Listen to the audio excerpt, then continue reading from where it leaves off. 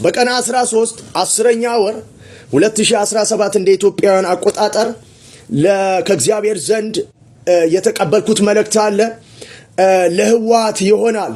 ህወሓት እግዚአብሔር በሰጠው እድል ባለመጠቀም እንደገና ለጦርነት ሲዘጋጅ ተመለከትኩ።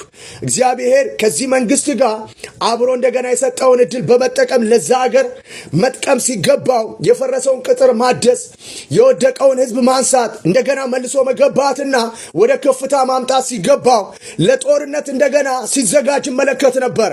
ከዛ በኋላ እግዚአብሔርም እንደዚህ የሚል ድምፅ ሰማሁ። ይሄ ህዝብ ላይ መከራ ታላቅም ጥፋት ሊያመጣ ህወሓት ለጦርነት ተዘጋጅቷል። ስለዚህ በሰጠሁት እድል ስላልተጠቀመ ጠፋ የሚል ድምፅ ነው የሰማሁት። ለህወሓት አድርሱልኝ ይህን መልእክት።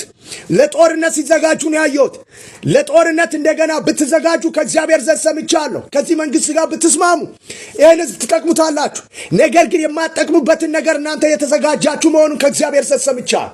ለጦርነት ነው አውቃለሁ። አይኔን አብርቷል። የምሰማው ድምፅ አለ። እናንተ ወንድሞቻችን ናችሁ። ለእናንተ የሚጠቅመውን ነገር ወደፊት እንዳይመጣ፣ በዚህ ህዝብ ላይ ችግር እንዳታመጡ፣ ጥፋት እንዳይሆን አስቀድሞ እግዚአብሔር የነገረው መልእክት ለእናንተ እንዲደርስ ነው። ስለዛ እናንተ ለጦርነት ስትዘጋጁ እግዚአብሔር ያሳየኝ ነበር። ከዛ በኋላ እንደዚህ የሚል ከእግዚአብሔር ዘንድ ድምፅ ሰማሁ። በሰጧቸው ድል ስላልተጠቀሙ ሀገራቸውን የሚጠቅም ነገርን ዞር አድርገው ለጦርነት ስለተዘጋጁ ጦርነቱ ደግሞ ምን ሆናል? ጠፉ የሚል ድምፅ ሰማሁ። ከፊት ጥፋት ነው። በእናንተ ምክንያት ይህም ምስኪን ህዝብ ነው የምታጠፉት። እናንተ ደግሞ የምታመጡት ነገር ከባድ ጥፋቱ ለእናንተ የማይበጅና የማይጠቅም ነው።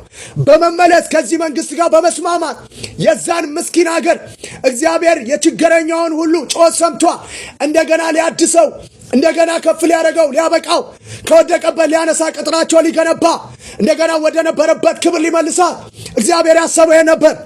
እግዚአብሔርም ከዚህ መንግስት ጋር ባለመስማማት እናንተ ለጦርነት ስታስቡ የምታመጡበትን ችግር እግዚአብሔር አመልክቶኝ ነበር። በመመለስ ንስሐ በማድረግ ከዚህ ህዝብ ጋር ለዚህ ህዝብ በረከት እንድትሆኑ ከዚህ መንግስት ጋር ተስማሙ። ባትስማሙ ግን ያየሁት ይሄ ነው። ትጠፋላችሁ። በዚህም ህዝብ ላይ ጥፋት ታመጣላችሁ። ስለዛ ተመለሱ የሚል ድምፅ ሰምቻለሁ። ባካችሁ የኢትዮጵያ ህዝብ ለዚህ ለአመራሩ በከፍታ ቦታ ላይ ላሉ ለህወሓት ሰዎች ይሄን ለሚሰሙ ንስሐ በማድረግ ከዚህ መንግስት ጋር በመስማማት እንዲመለሱ ንገሯቸው። ልባቸውን አሳይቶኛል። ለጦርነት እነሱ ተዘጋጅተው ነው ያሉት። ነገር ግን ትጠፋላችሁ የሚል ድምፅ ሰምቻለሁ። በህዝቡ ላይም ከባድ ታላቅ መከራ ታመጣላችሁ። አይጠቅማችሁም፣ አይበጃችሁም። ተመለሱ። በታላቅ ርኅራኄ ለምናችኋለሁ። ብሩካኑ